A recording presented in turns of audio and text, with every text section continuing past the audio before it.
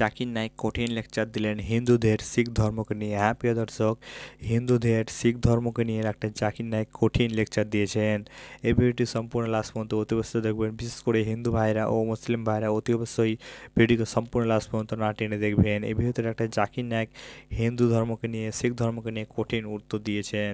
তো ভিডিওটি শুরু করার আগে আপনাদের একটা জাকির নায়েককে ভালোবাসা কিন্তু অতি অবশ্যই আমাদের আল্লাহ চ্যানেলটিকে সাবস্ক্রাইব করে ভিডিওটিকে লাইক করবেন। এই চ্যানেলটি শুধু ইসলাম প্রচারক ভাই বানানো হয়েছে আপনাদের ইসলাম ধর্মকে সত্যিকারে ভালোবেসে কিন্তু অতি অবশ্যই আমাদের আল্লাহ চ্যানেলটিকে সাবস্ক্রাইব করে। তো চলুন আমরা শুনে নিই ডাক্তার জাকির নায়েক কি বললেন হিন্দুদের শিখ ধর্মকে নিয়ে। তো চলুন আমরা শুনে নিই।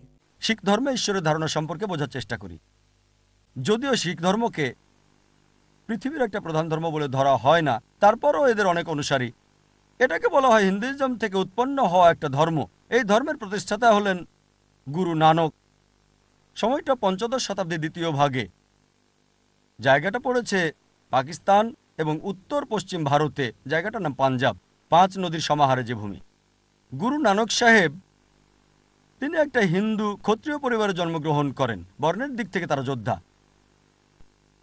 এই শিখ শব্দটা এটা এসেছে সিসিয়া থেকে, যার অর্থ শিষ্য। আর শিখ ধর্ম এটাকে বলা হয়ে থাকে 10 গুরুর ধর্ম। প্রথমজন হলেন প্রতিষ্ঠাতা গুরু নানক সাহেব, আর সর্বশেষ হলেন গুরু গোবিন্দ সাহেব। শিখদের পবিত্র ধর্মগ্রন্থ হল গুরু গ্রন্থ সাহেব। এর আরেকটা নাম আদি গ্রন্থ। প্রত্যেক শিখ পুরুষের 5টা ক পালন করা বাধ্যতামূলক। প্রথম ক হলো কেশ, তারা মাথার চুল কাটবে না, কোনো গুরুই চুল কাটে না। দ্বিতীয় ক, সেটা হচ্ছে কাঙ্গা, যে চিরুনি দিয়ে তারা চুল পরিষ্কার রাখে।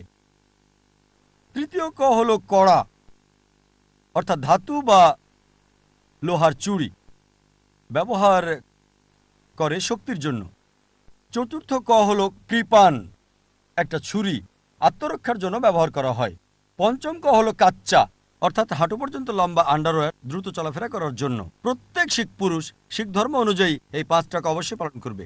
যদি কোনো শিখকে জিজ্ঞেস করেন যে শিখ ধর্ম অনুযায়ী সর্বশক্তিমান ঈশ্বরের ধারণা কেমন, এখানে সবচেয়ে সেরা উত্তরটা হবে যদি সে শিখ ধর্মের মূলমন্ত্রটা আপনাকে বলে। এটাই হলো শিখ ধর্মে বিশ্বাসের মূল ভিত্তি।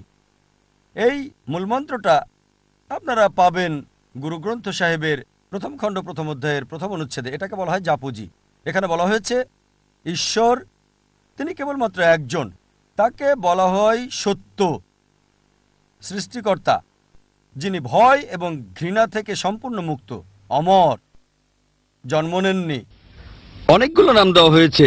যদি আদি গ্রন্থ পড়েন, মানে গুরু গ্রন্থ সাহেব, অনেক নাম, যেমন ঈশ্বরকে বলা হয়েছে কর্তার, তার মানে সৃষ্টিকর্তা। তাকে বলা হচ্ছে আকাল, অর্থাৎ অবিনশ্বর।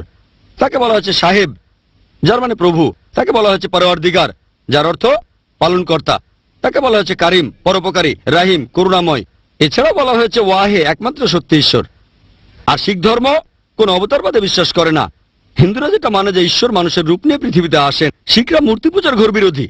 এই হলো সংক্ষেপে শিখ ধর্ম। মাশাআল্লাহ, কঠিন উত্তর দিলেন হিন্দুদের শিখ ধর্মকে নিয়ে। তো এই লেকচারটা যদি আপনাদেরকে ভালো লেগে থাকে অতি অবশ্যই আমাদের আল্লাহ চ্যানেলটিকে সাবস্ক্রাইব করে ভিডিওটিকে লাইক করবেন। এই চ্যানেলটি শুধু ইসলাম প্রচারক ভাবে বানানো হয়েছে আপনাদের ইসলাম ধর্মকে সত্যিকারে ভালোবাসে কিন্তু অতি অবশ্যই আমাদের ইসলাম প্রচারক চ্যানেলটিকে সাবস্ক্রাইব করবেন। তো ভিডিওটিকে বেশি বেশি করে শেয়ার করে দেবেন, আমাদের বা আমাদেরকে দেখার সুযোগ করে দেবেন। তো দেখা হবে নতুন একটি ভিডিওর সাথে।